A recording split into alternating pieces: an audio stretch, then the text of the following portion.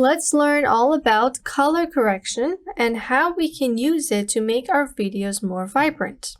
For this lesson, we're going to be using footage from stock media. I went ahead and downloaded something. You can also get the same videos by typing in the keywords. Just look for strawberry in the stock media tab, and you can get the exact same video. We also got this video that we're going to use. So you can search for mountain, sunrise, or sky to get this. And these are all from Pixabay on the video section. So let's go ahead and take a look at our footage. I'm going to drag this strawberry video onto my timeline. We got some colors already, but it could definitely be better than what it is now. And that's where color correction comes in. In our second video, which was this one, and depending on whether you're using S-Log in your camera or you're just shooting it with your phone, you can use color correction to make your videos look more appealing and have them be brighter than what they are. Right here we got some desaturated colors that I need to fix in order to get a nice and fresh landscape. Just select your video and head over to this guy. It's called the Advanced Color Tuning. If you click it once, you get an option for color correction. Hit color correction and you're brought into this new panel. So over here, I have some presets that I can use. Let's go ahead and try 007 series. These are popular color gradings and they're named that way too. If I play this back, you can see that it has a similar color grading as the movies. We also have things like Harry Potter. You can see how it looks more sci-fi and gloomy, just like the movie, Mission Impossible, House of Cards, and so much more. If you're not sure what color grading will look good on your clip, you can just do a few clicks. You can also categorize your presets by going up here. Right now we're on all presets, but you can go to, let's say, Linear, and we only get the things that are affecting the corners. Some are making them brighter, the corners are brighter, and some are making them darker. We have film. So film is used for film, so you get that grainy look, just like you get in vintage movies. So that's for film. Then you can go to comment, which is just basic presets like cold, warm, color boost, shadow detail, and all that. And then we have 3D LUT. These are the presets for popular TV shows and movies that we saw earlier. So you can also go ahead and download more from the internet and then load them up here. And then we have favorites, which are the ones that you liked. So let's go over here. I'm going to right click on, let's say, Polaroid, add it to favorite. So when I go to favorite, this guy is here and I can use it. Let's remove it from favorite, right click again. And now let's go ahead and learn how to create our own presets from the color corrections that we add to our clips.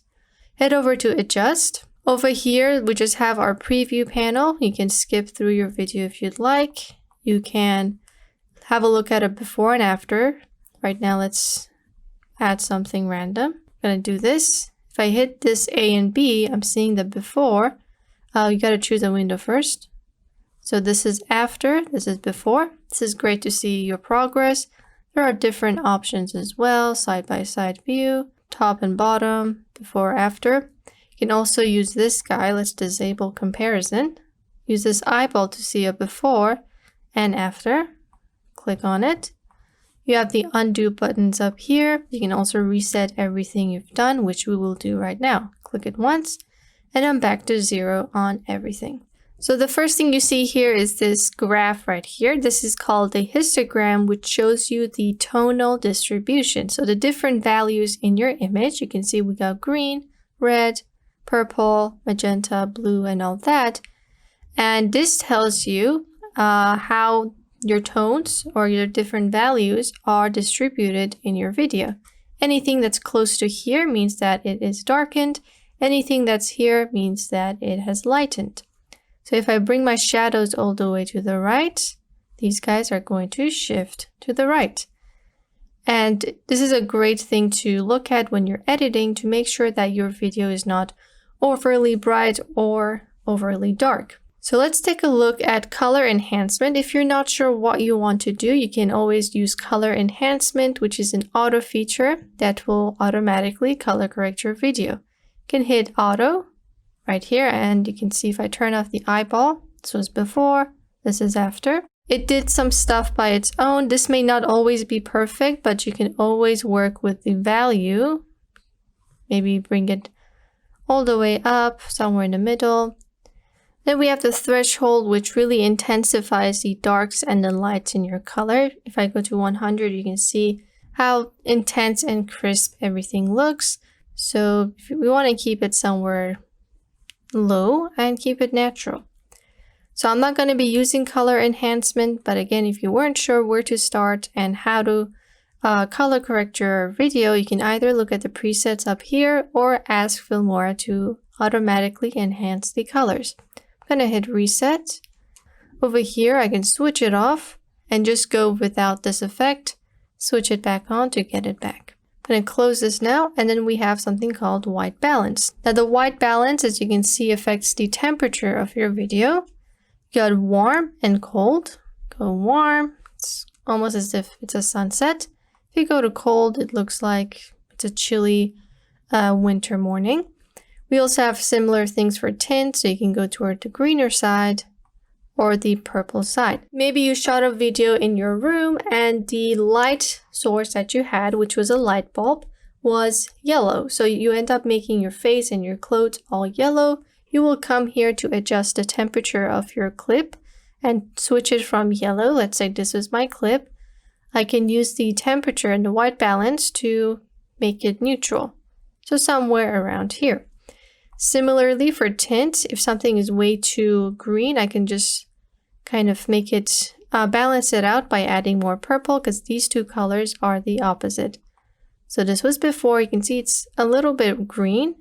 If I bring it slightly to the magenta side, I have made it more natural looking. I'm going to turn it a bit warm and add some magenta to my video so it looks more neutral. So that's with white balance. Before, after. Let's move on to 3D LUT, which is the same that we saw here, which I will not be using because I'm trying to show you guys how to make your own. Then we have color. As the name says, this is about the colors in your video. This is the most important one. We got exposure, which is the overall brightness or darkness of your video. This is just exposure alone. Let me turn off white balance and the other ones. So we look at each slider separately. Then we have brightness, which looks to brighten up the bright parts. Exposure adds light to everything. As you can see, bright, dark. But brightness, let's reset it. Brightness just goes from the brightest part. So you can see how these parts weren't as bright as these guys got. Similarly, if you go to the end, it's going to be really dark, but we can still see what's happening here. That wasn't the case with exposure. Everything goes dark at the same rate, but this only targets the brightest parts, which is here. We have contrast, which is what separates the brights and the darks. If I go to the left, I'm flattening out my video, which is used in vintage films. But if I go all the way to the right, I'm separating things and making the edges of the video more visible. The edges of the things in the video, that is. So the leaves are a lot more defined. But if I go over here, you can see how it's not as defined. Vibrance is when you bring out colors from things that aren't that colorful. So this would include maybe for mountains, sand, and things that just don't have that much color. If I go all the way to the right, I am increasing the vibrancy in those objects. You can see how that only targeted the things in the back and these areas. If I go all the way to the left, I'm removing the color from those areas. But saturation targets anything that has color. So if I go all the way to the right, you can see how everything is just kind of neon looking now.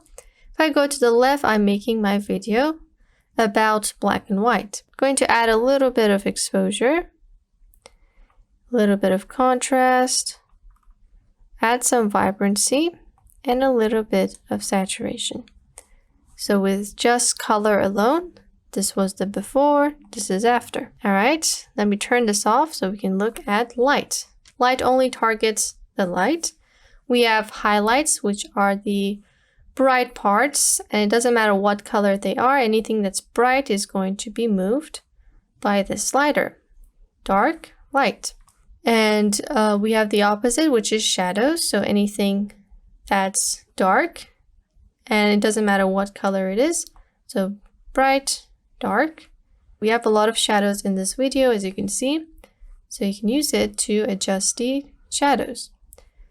Then we have whites, which is the white parts of your video. And that would mostly be the part here. Let's reset that. You can see it's white. It will also affect the whites on other things. I've got some here, some there. So you would usually end up using both of these to adjust the bright parts of your image.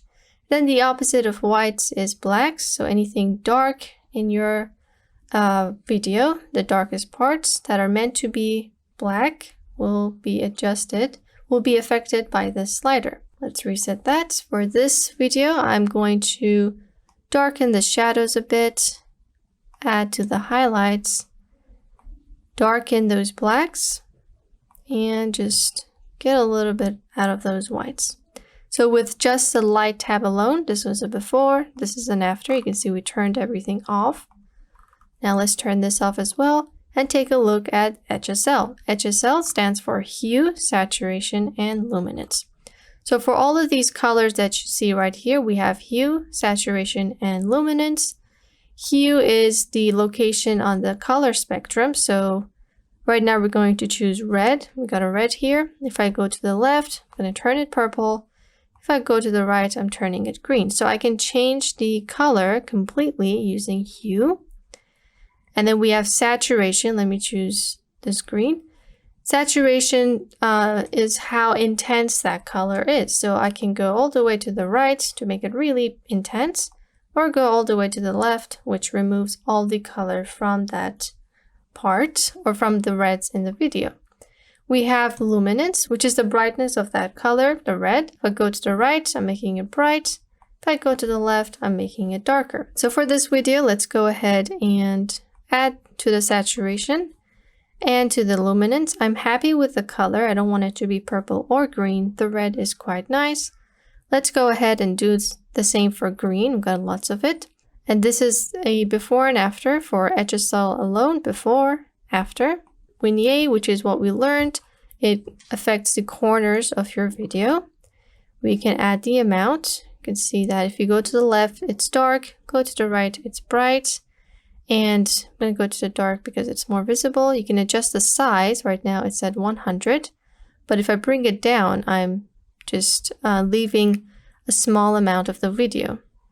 You can go and change that. You can change the roundness of this, this shape. Right now it's on 0, but if I add to this, I will end up getting a circle.